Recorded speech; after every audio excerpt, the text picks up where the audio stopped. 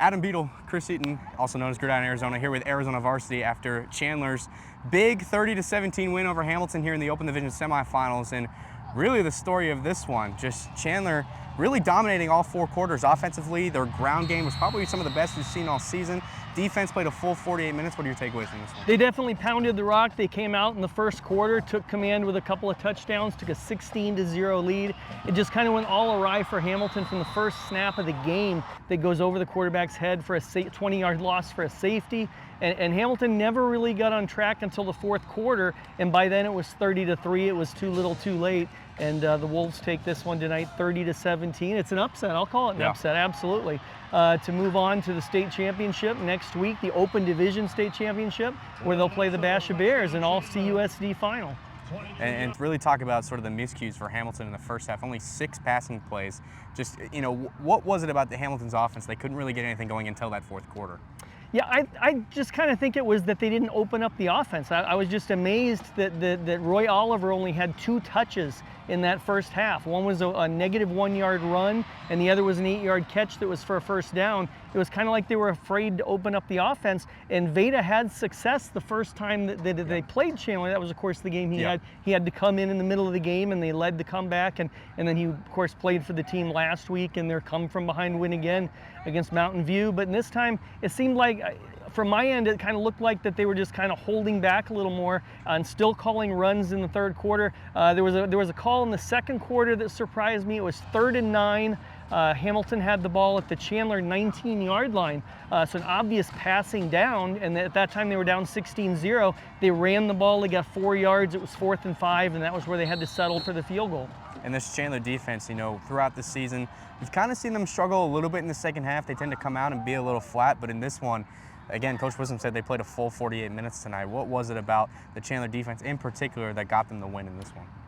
Yeah, I mean, just blanketing the receivers. I guess maybe it was a situation where there was nobody open, and they were forced to do some scrambles and some runs instead of the design passes from the start. But Chandler they fumbled the ball once in the fourth quarter, and it made it look like maybe there'll be a comeback again tonight. But it was just too many points, and then Hamilton wasn't able to capitalize on the fumble recovery that they got right around the 40-yard line. And I think the other thing that needs to be talked about was the discipline.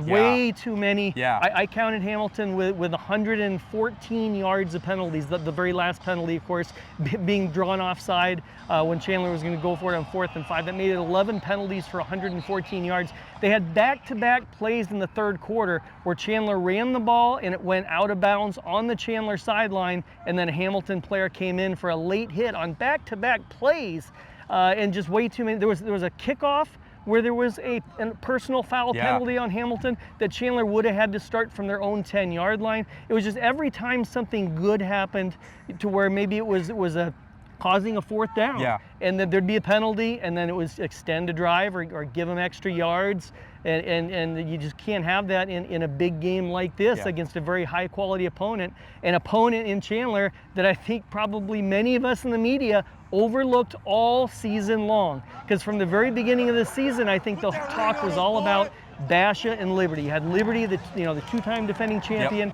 I had Basha #1 for pretty much all season until the Hamilton game, and then when that Hamilton game happened, it kind of legitimized all the 50-point performances we'd seen out of Hamilton, and now you had a triumvirate there with Hamilton, Liberty, and Basha all season, and then it was kind of like, okay, Chandler kind of slid in here as the #4 team. They almost got that win there against Hamilton, but they obviously, despite the backup quarterback, still went into tonight as the underdog, in my opinion, there too. And how cool is this to see sort of Chris McDonald and the Basha Bears? They've been, the team for a while. The guys you want to beat in the Chandler Unified School District. And then we see Ty Wisdom come in first year at the helm. First year back in Arizona, now at Chandler High School.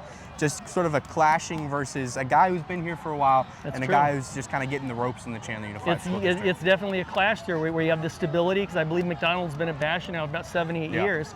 And then Wisdom, of course, coming back from Nebraska, where he won a state championship last year. So he is familiar with that, and he did some good things at Horizon before that. before he went to Nebraska. And then you also have the whole situation with Basha and Chandler not having played this season. For years and years, they were in the Premier region and they would play each other every season. This year, with them in different regions, it was not scheduled as a freedom game between the two teams this year. So it will be the first time that the two teams have seen one another, and it'll be at ASU under the lights Saturday night for the Open Division champion. There will be a new champion this season. One last thing, just talking about these Huskies a little bit, to see guys like Nico Jandro, Bo Jandro, Marquise Richardson, Kingston Spivey, Jacob Brown on the offensive side of the ball, and Rex Waterman, offensive lineman up front. How cool was it to kind of see these players, obviously a bit sad playing their last game, I'm sure. But finally all get to be on the field together. Absolutely, yes. And just how this team has grown between two coaching staffs, and obviously the job Travis Dixon has done coming in here as well. Yeah, absolutely great job Dixon has done coming in here. You know, like we said, at the beginning of the season, it was Basha, Liberty, and Hamilton put themselves right out there with this offense that they had. And I think, don't forget, next year you got Jack Scully coming back, you got Roy Oliver coming back. So they're not all seniors that are going to be gone. You know, Hamilton will be right up there among the teams that we're talking about for that preseason number one. And of course, we'll probably be overlooking somebody else who'll slide in there at number 4 and be playing one of those teams. Yeah, Hamilton likely to be in it once again next season. They got a lot of returners. Chandler still in the hunt. They've got one more game left to go in this season against the Basha Bears next Saturday at Sentinel Stadium. I'm Adam Beadle, Chris Eaton. Final score from Dobson High School in Mesa: Chandler 30, Hamilton 17. We will see everybody next Saturday at Mount America Stadium.